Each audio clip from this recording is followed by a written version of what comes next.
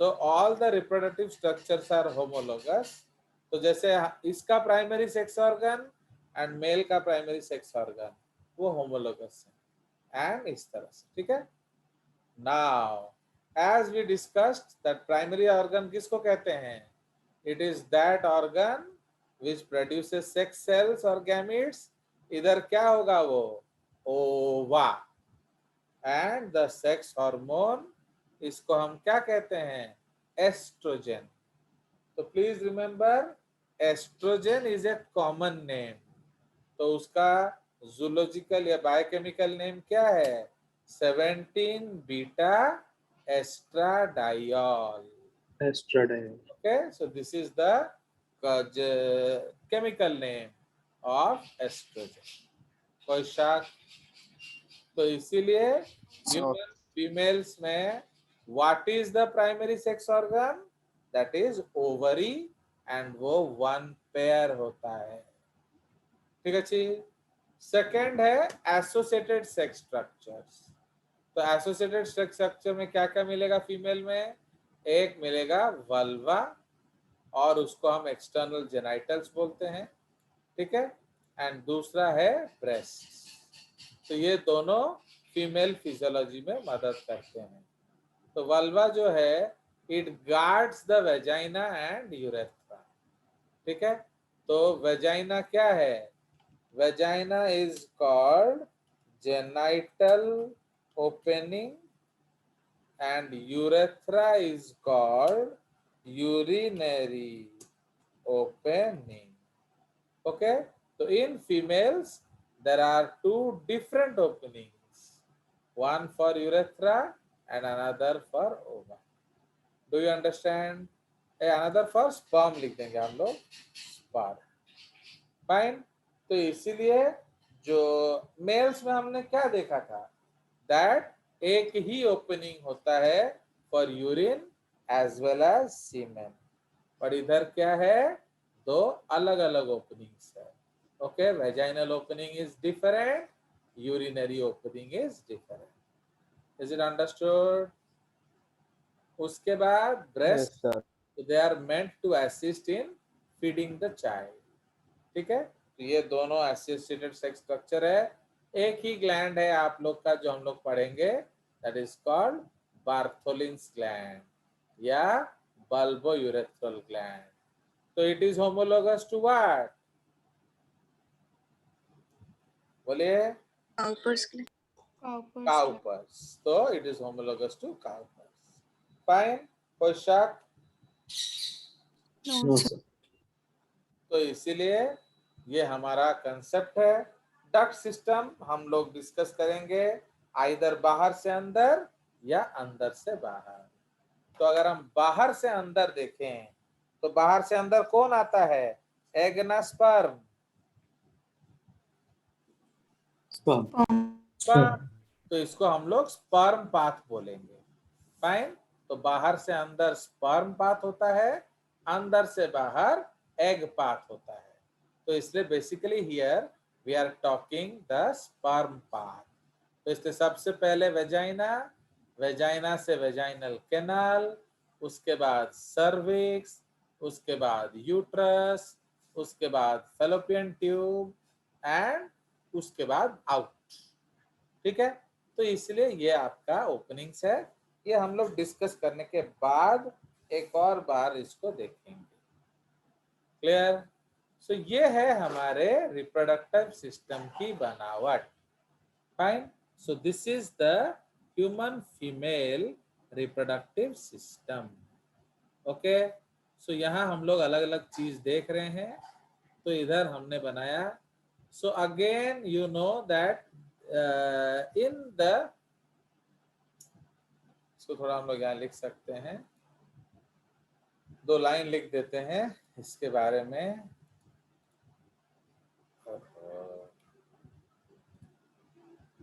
Now, in case of human females, okay, human females, सुनिए, जब मैं इन केस ऑफ ह्यूमन फीमेल बोल रहा हूं, इसका मतलब दूसरे में अलग है ऐसा नहीं है भाई। मेरा काम सिर्फ ह्यूमन सिस्टम पढ़ाना है। तो इसलिए मैं बार बार ह्यूमन बोल रहा हूँ. Do understand? तो ऐसा नहीं सोचना कि ह्यूमन में ऐसा है, रैबिट में कुछ और होगा. नहीं. ओके, वो रैबिट में क्या है, गधे में क्या है, सुअर में क्या है, वो मेरा काम नहीं है. मेरा काम आपको ह्यूमन सिस्टम पढ़ाना है. कोई शक? तो इसीलिए आप जानेंगे. तो लोग क्या सोचते हैं, नहीं सर ह्यूमन ऐसा बोल रहे हैं तो शायद गधे का ऐसा नहीं होगा या हाथी का ऐसा नहीं होगा. It is not that. Okay, because I am only assigned to teach you human. तो आई डोंट बॉदर कि दूसरे में क्या है कैसा. Okay, so please be clear in this concept. So in case of human females, the ovaries remain associated with the kidneys even after birth. Okay, they are located in the क्या abdominal cavity. Okay, full stop. They do not descend down. Okay, as seen in case of males. समझ रहे हो? तो mails में हमने क्या देखा था? मेल्स में हमने देखा था कि जो ओवरीज है, जो टेस्टिस है, वो स्क्रॉटम में आ जाते हैं. बट ऐसा कुछ फीमेल में नहीं होता. Okay, so they do not descend down as we saw in case of males. ठीक है. Now the associated sex structures, okay, the associated sex structures like uterus and fallopian tubes are also abdominal. ठीक है. तो जो associated structure है uterus and fallopian tube, तो वो भी एब्डोमिनल है. Understood? So the associated structures are also abdominal. But समझ रहे हो? तो आपका uterus fallopian tube abdominal cavity में होता है. बट उस जो अदर स्ट्रक्चर्स है, but the associated structures like vagina, okay, like vagina, okay, are क्या? Are found in the pelvic region, pelvic cavity, okay, in the pubic region. Understood? तो sexual reason को हम लोग क्या बोलते हैं? Pubic region. समझ में आया कि नहीं? तो इसलिए ये जो पार्ट है, ये ऊपर वाला पार्ट, तो ये आपका, सपोज हम लोग एक लाइन ड्रॉ करें, तो दिस लाइन के ऊपर क्या है? एब्डोमिनल है. एंड दिस लाइन के नीचे क्या है? वो प्यूबिक रीजन है. कोई शक? इमेजिनरी लाइन, एक इमेजिनरी लाइन बना लेते हैं तो आपको समझ में आएगा कि ये जो लाइन है, fine. So this line, this is the, इसके ऊपर जो है वो है एब्डोमेन, इसके नीचे जो है वो है pubic region. Okay, understood? So अब हम लोग इसको डिस्कस करेंगे. So the associated structures like vagina are found in the pubic region या पेल्विक कैविटी में वो मिलता है. ठीक है. So now this is the concept. Okay, तो अब ये आपका जो सजाइटल सेक्शन है, तो सजाइटल सेक्शन में आप क्या देख रहे हैं? तो this is a sagittal section.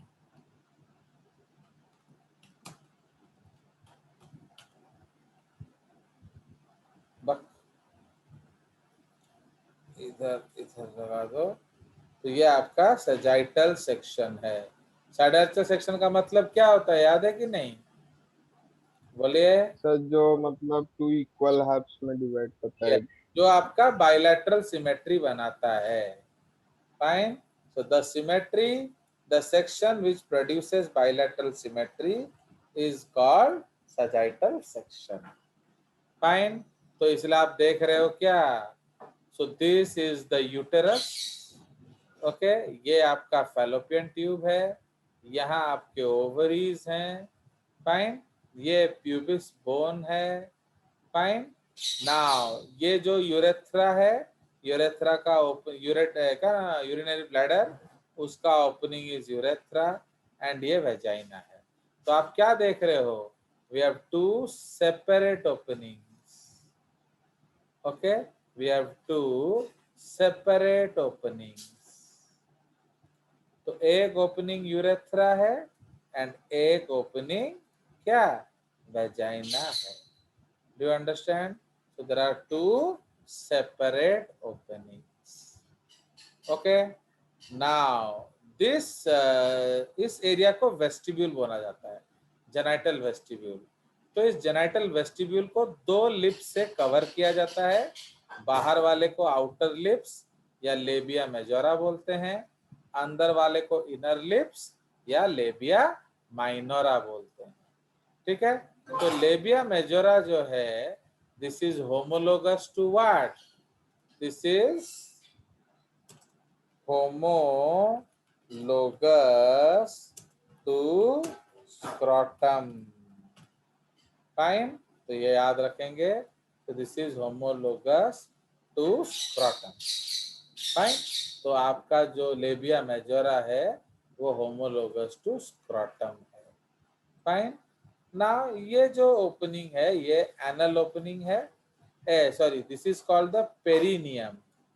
What is the perineum? Perineum is the fold.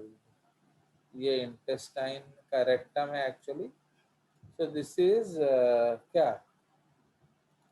This is rectum. Fine. And ये आपका एनस है। फाइन।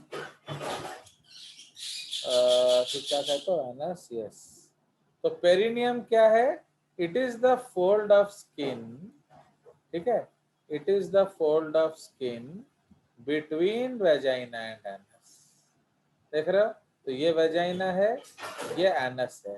तो इस स्किन को हम लोग बोलते हैं perineum. Okay, so it is a fold of skin between vagina and anus. Clear? Anything you have to ask? चलें नहीं तो आगे। Yes sir. अच्छे से देख लीजिए, कुछ पूछना है तो आप पूछ सकते हैं। तो ये जो यूट्रस है उसके ओपनिंग को हम क्या कहते हैं? सर्विक्स। ओके, तो इस लाइन को अभी हटा दिया जाए। So this opening is called the cervix. ठीक है, इसको हम लोग डोर टू द यूट्रस बोलते हैं। फाइन। तो ये सर्विक्स है। नाउ अब जो हम लोग क्या देख रहे हैं? बहुत लोग ये कंफ्यूज होते हैं। तो ऑलवेज याद रखेंगे, जो ओवरी है it is outside the genital tract. तो ये जो पूरा स्ट्रक्चर है, vagina, vaginal canal, cervix and uterus, इसको हम लोग क्या बोलते हैं? एंड फैलोपियन ट्यूब, इसको हम बोलते हैं व्हाट? Genital tract. अंडरस्टूड? तो इसलिए ovaries are outside the genital tract. कोई शक? नो। चलिए, हाँ बोलो, कुछ पूछना है पूछिए, नहीं तो चलेंगे आगे। सर सर्विक्स को बर्थ कैनल क्यों कर? क्या? हाँ, उसको बर्थ कैनाल बोल सकते हो, क्योंकि यहीं से बेबी आउट होगा। सुनिए, स्पर्म ऐसे अंदर जाएगा, समझ रहे हो कि नहीं?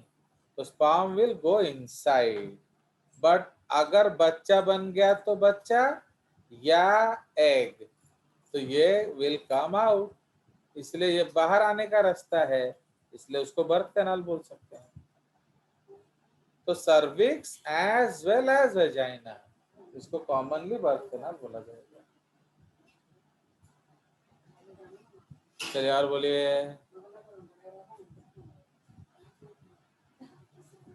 Any doubts? आगे चलें। Yes.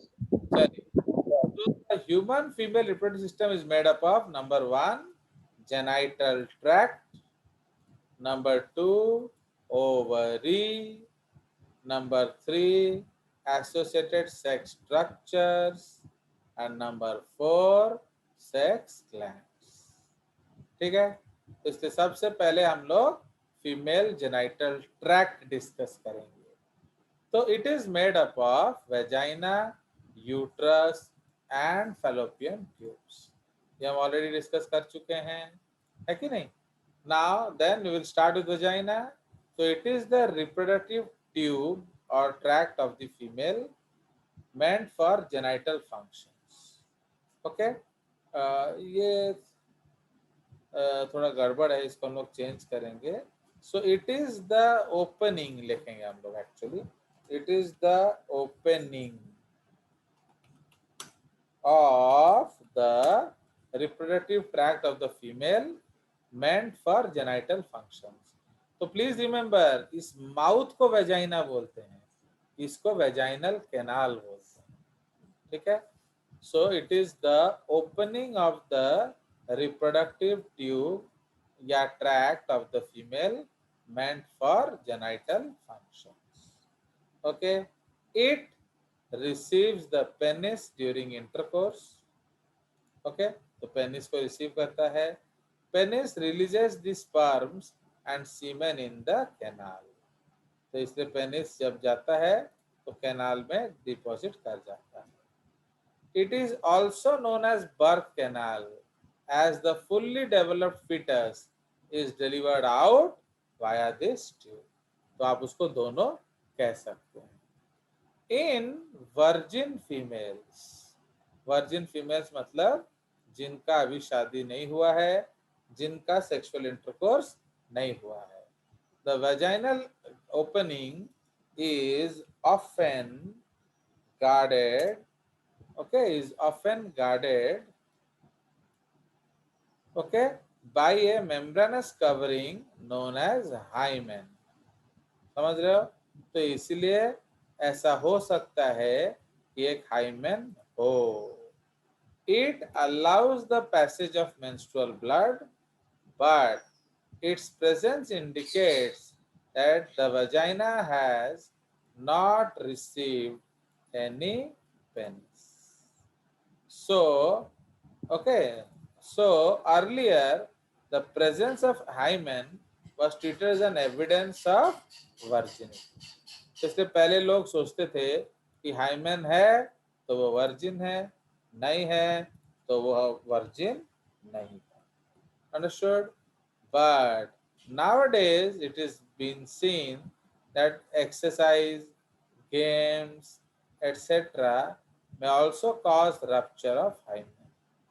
ठीक है, तो पहले सोचते थे लोग कि इंटरकोर्स पे ही आपका हाइमेन रप्चर होगा, और आजकल देखा गया है कि पहले भी हो जाता है। सो nowadays the absence of hymen does not indicate if that girl is a virgin or not। ठीक है, इसलिए आज के डेट पे हम उसको जस्टिफाई नहीं कर सकते। ओके, तो दिस इज द केस। चलिए, नाउ नेक्स्ट हम लोग चले जाएंगे। ये आपका this is the female genital tract. देख रहे हो, मजा आ गया कि नहीं? Now Yes, sir. तो अब अगर आप इस ड्राइंग को देखेंगे तो इसमें आपका अलग अलग लाइंस हैं। फाइन, सो इधर आप लोग देखोगे तो ये हमने एक ट्रैक्ट बनाया है। So here you will find different lines. Suppose ये जो लाइन है, ये जो बाहर वाला, so this line is called the what? It is called the perimetrium। देख रहे हो, उसको हम लोग पेरीमेट्रियम बोलेंगे। उसके बाद गड़बड़ हो गया है। तो उसके बाद ये जो लेयर है इसको हम लोग बोलेंगे एंडोमेट्रियम, एंड नीचे वाले लेयर को बोलेंगे मायोमेट्रियम। तो फाइन, तो ये जो फंक्शनल लेयर है, this layer is referred to as endometrium. तो ये जो लेयर है हमारा, इसको हम लोग एंडोमेट्रियम बोलेंगे ना। ये जो एंडोमेट्रियम है उसका थिकनेस वेरिएबल है। फाइन, तो ये जो लेयर हम बना रहे हैं तो उसका थिकनेस वेरिएबल है। Fine, so this layer is called endometrium। उसके बाद बीच में जो लेयर है, so this layer is called what? So this is called myometrium। तो ये मसल से बना होता है। Okay, so this is called myometrium। कोई शक? Fine, these are the three layers of the what? Of the uterus। ठीक है जी, तो ये जस्ट मैंने आपको दिखाने के लिए बनाया। Okay,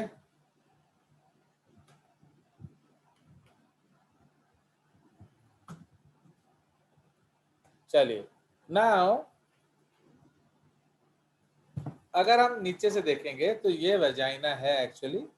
so this is the vaginal opening, and in some persons this opening may be closed, partially closed, माने वो एक मेम्ब्रेन होगा, उसमें छोटे छोटे छेद होंगे तो जिससे मेंस्ट्रुअल फ्लो बाहर आ जाए बट पेनिस अंदर ना जाए। ओके, तो दैट इज कॉल्ड हाइमेन। तो अब एक बार हाइमेन नहीं है तो अंदर जाना आसान है। This is the vaginal opening. ये जो ट्यूब है ये वेजाइनल कैनाल है, एंड इसमें जो रफ लाइनिंग्स हैं उसको वेजाइनल रगे बोलते हैं। ठीक है, अब ये आ गया आपका सर्विक्स। तो सर्विक्स का जो बाहर वाला गेट है उसको एक्सटर्नल ऑस बोलते हैं, एंड जो अंदर वाला गेट है उसको इंटरनल ऑस बोलते हैं। ठीक है, तो इसीलिए ये हो गया, and this structure is the uterus, या उसको हम लोग क्या हिस्टेरा भी बोलते हैं। क्लियर? अब यूट्रस से यूट्रन ट्यूब में जाएगा, तो यूट्रन ट्यूब में जो पहला पार्ट है उसको इस्थमस बोलते हैं। उसके बाद ये आपका आ गया जो एम्प्यूला, एंड ये आ गया इन्फेंटिबुलम, ये आ गया आपका फिम्ब्रिएटेड एंड। तो फिम्ब्रिएटेड एंड का मतलब क्या होता है? Finger shaped and. ओके, तो इसलिए हम उसको फिम्ब्रिएटेड एंड बोलते हैं। ओके, नाउ ये जो आपका यूट्रस है, ये ऊपर वाला पार्ट को फंडस बोलते हैं, बीच वाले पार्ट को बॉडी बोलते हैं, निचला पार्ट को सर्विक्स बोलते हैं। क्लियर? तो इसलिए यूट्रस का इंग्लिश नेम क्या है?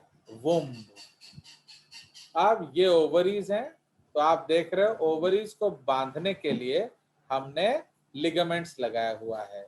तो एक ये जो लिगामेंट है ये ब्रॉड लिगामेंट है, ये जो लिगामेंट है वो मेसोवेरियम है, एंड ये जो लिगामेंट है दैट इज ओवेरियन लिगामेंट। ठीक है, दिस वन। ओके, ये जो ये एक्चुअली इसको और नीचे लाना चाहिए, तो ये जो डंडा है ये ओवेरियन लिगामेंट है। ओके, कोई शक? चलिए, तो ये हमारा ड्राइंग हो गया of the ovary. Now note लिखा है, if the semen is released within the vagina of female, copulation is true. So animals who have penis, ये तो हम ऑलरेडी डिस्कस कर चुके हैं। Vaginal canal is the site of ejaculation of semen. Its wall are rough and these are also referred to as rage. Okay, now they produce friction during intercourse, okay, comma, which stimulates the glans penis and results in excitation. Fine. तो इसीलिए they produce friction during intercourse which stimulates the glands and results in excitation, comma, causing ejaculation, ultimate, okay, ultimate, understood? ये समझ में आया? तो इससे जब यहाँ फ्रिक्शन होगा तो ग्लैंड्स एक्साइट होगा एंड आपका पैरासिम्पैथेटिक से सिंपैथेटिक चेंज ओवर होगा एंड इजैकुलेशन होगा। चलिए, तो इसलिए we will start with the vaginal canal तो हमने कर लिया, अब यूट्रस या वुम्ब या हिस्टेरा।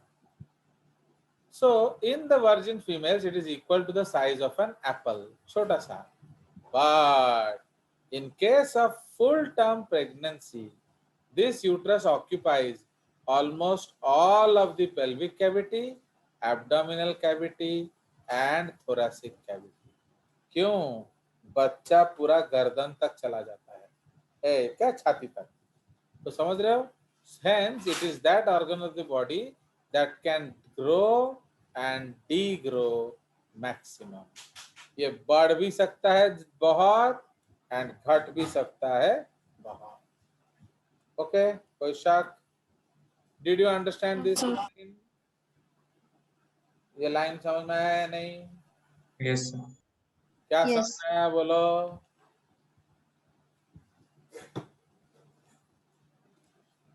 सर मैक्सिमम ग्रो एंड डिग्रो हो सकता है। सुनिए, तो सपोज ये हमारा एक फीमेल बॉडी हम बनाएंगे।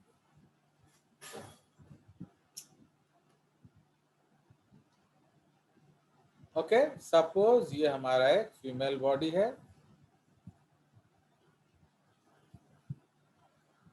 Fine. Now so this is the pelvic diaphragm, this is the thoracic diaphragm.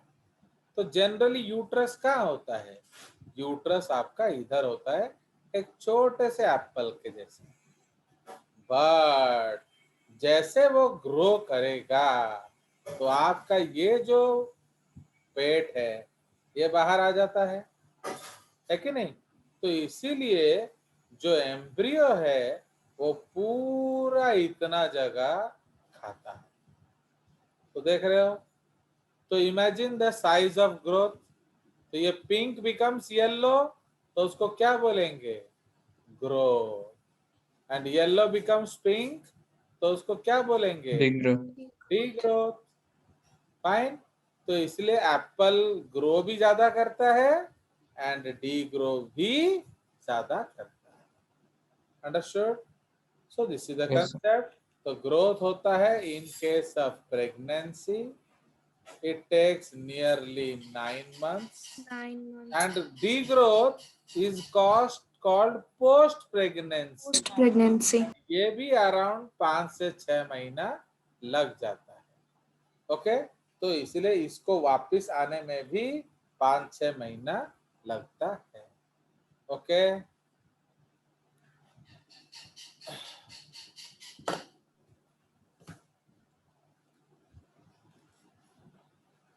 चलिए, तो इसलिए हमारा यूट्रस शुरू कहाँ से होगा? It will begin with cervix.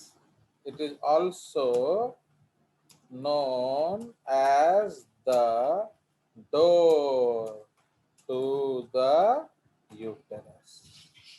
ठीक है? Is also known as the door to the uterus. Fine. So लिखा भी है हमने।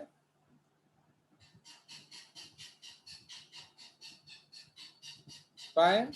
Now, and which is guarded by 2 os. The external os lies between vagina and cervical canal.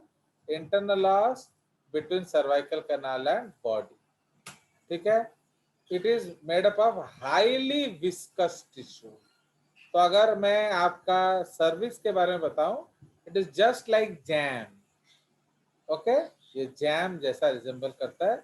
लिखा भी मैंने है, it resembles jam. Jam, jam याद है कि नहीं? जैम जेली, तो वो जैम एंड Yes, जेली से दिखता है। It is so viscous that more than 60% sperms cannot pass through it in general times. समझ रहे हो? जैसे फॉर एग्जाम्पल एक लड़की है, उसका ऑल 30 days आर डिफरेंट, तो इसीलिए इन नॉन ओव्यूलेटरी डेज क्या होगा, ये जेली को भेदना मुश्किल हो जाएगा. ओके, एंड 60% स्पर्म्स इसको क्रॉस नहीं कर पाते. Okay, but when the estrogen and LH levels are high, viscosity of the cervix becomes dilute. Okay, hence passage of sperm is allowed. समझ रहे हो? तो इसीलिए जब आपका estrogen hormone and LH hormone high होगा तो क्या होगा? ओके, ये आपका सर्विक्स को डाइल्यूट कर देगा. तो समझ रहे हो क्यों डाइल्यूट कर रहा है? बोलो. ताकि स्पर्म आ सके. स्पर्म आने से क्या होगा? Fertilization, baby. Understood? Yes, sir. So Yes. this is one of the reasons that affects fertility. So highly viscous cervical mucus may be one reason of infertility of female. तो समझ रहे हो? Suppose एक लड़की है, उसका म्यूकस बहुत ज्यादा विस्कस है एंड वो बिल्कुल डाइल्यूट नहीं हो रहा है, तो वो भी इनफर्टाइल होगी, क्योंकि उसका बच्चा नहीं हो पाएगा. स्पर्म आएगा ही नहीं तो बच्चा कैसे होगा? Okay, understood? Yes, sir. Why are we not calling it sterile? Because artificial is possible. हाँ, क्योंकि हम आर्टिफिशियली डाल देंगे. Very good. चलिए, उसके बाद है body of the uterus. It is made up of 3 layers of tissue. Okay, so इसमें 3 लेयर ऑफ टिश्यू होता है. Okay, it is that part of the uterus that develops in case of pregnancy and breaks in case of menses. ठीक है. Now it is also the site of implantation of fetus. ठीक है. Now its outer wall is called as perimetrium. Middle wall is made up of smooth muscle cells, hence called involuntary. इसको हम लोग myometrium बोलते हैं. ठीक है जी. Now उसके बाद the inner layer, इसको यहाँ लिखेंगे actually. Fine. The inner layer lining is called endometrium. It is that part of the uterus that develops in case of every period and also destroyed in case of every period, in case of every pregnancy,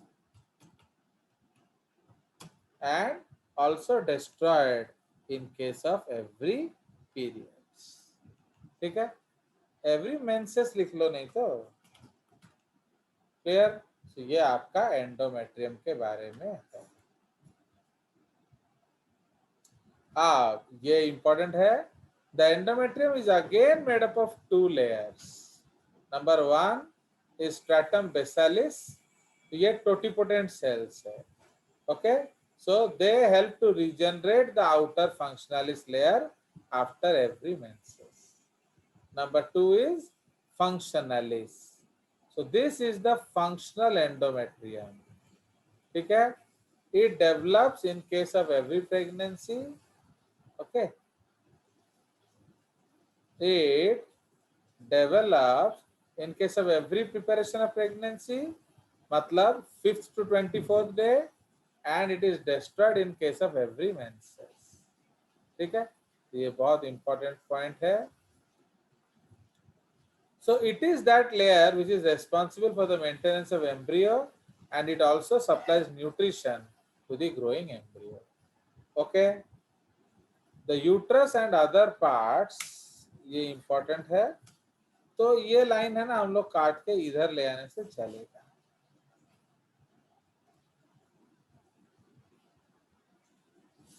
इसको cut करके हम लोग इधर ले आते हैं। Fine, तो इसको यहां ले आएंगे ना। इधर क्या लिखेंगे? It is the function, it is the layer of the uterus that helps in the growth and development of the क्या embryo. फाइन, तो इसलिए आपका एंडोमेट्रियम जो है वो मेन लेयर है। ओके